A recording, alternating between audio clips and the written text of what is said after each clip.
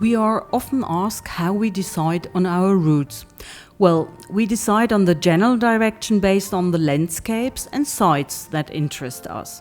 In this case, for example, we actually wanted to drive south from Bushehr along the Persian Gulf. But then we weren't really thrilled with the route and instead turned into this beautiful side valley. What a backdrop! We couldn't get enough of it and were therefore more than happy about this coincidence.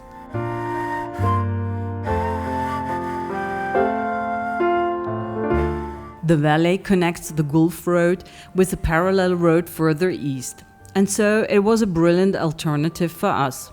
We hadn't expected to see such beautiful rock formations, mountains and gorges.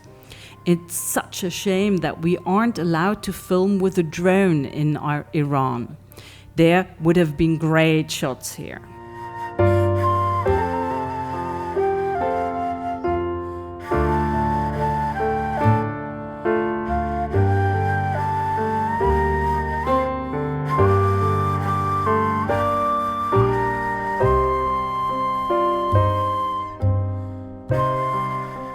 These guys and girls we met on the way spontaneously invited us to a little party at their house. We definitely had a lot of fun.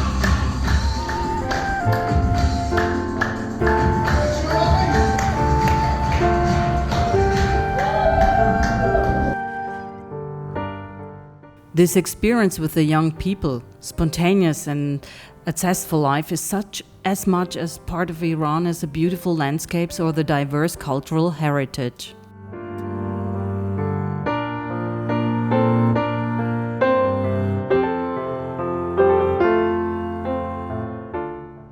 After we were even allowed to sleep in the parking lot of the small palace, we set off in a good mood the next day.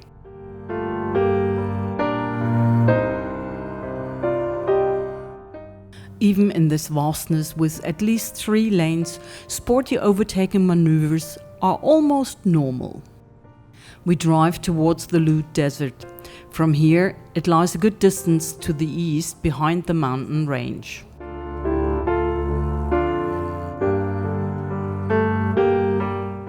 The Lut Desert was at the top of our wish list of landscapes worth seeing, but for a long time we weren't sure whether we would make it. In Iran, tourists often only get a maximum of 100 liters of diesel at selected gas stations. And that's just a tiny little sip for Globy.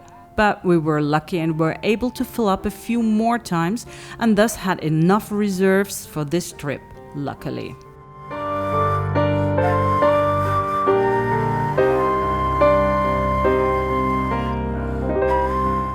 Thank God, otherwise we would have missed these truly extraordinary sandstone sculptures that weather and wind had created.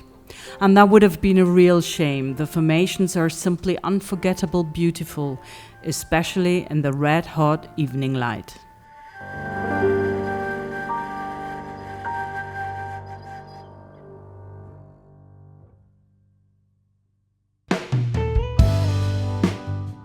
After so much nature, we can handle a different kind of site. In this case, the well-restored citadel of Rayen. It's fun to look at it and browse through the aisle.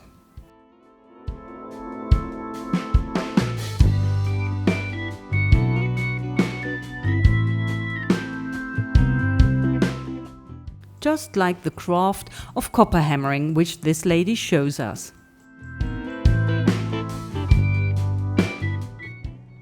Still full of everything we've experienced, we soon arrive in Bandar Abbas, where we actually wanted to take the ferry across the Gulf to the Emirates.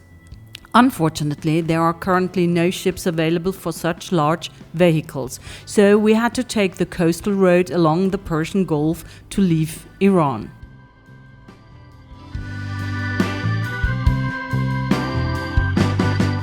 A pretty big detour, but here in the south the route is much more scenic than in the far north.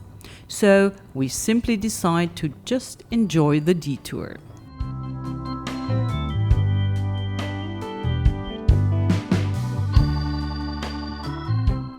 And we even find a nice place to stay overnight just off the main road. It is far enough away and beautifully situated between two hills so that the road noise doesn't bother us.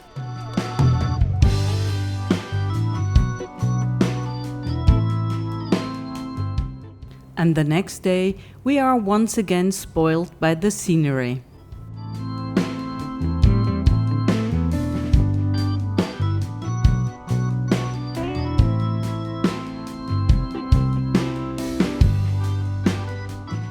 In the meantime, Peter has received an invitation from a young woman who has been following our journey for a while. We should visit her and her family if we get near them. And of course, that is what we've done. We were able to enjoy a wonderful evening with a great meal at their home. We definitely couldn't have imagined a better finish to our trip to Iran.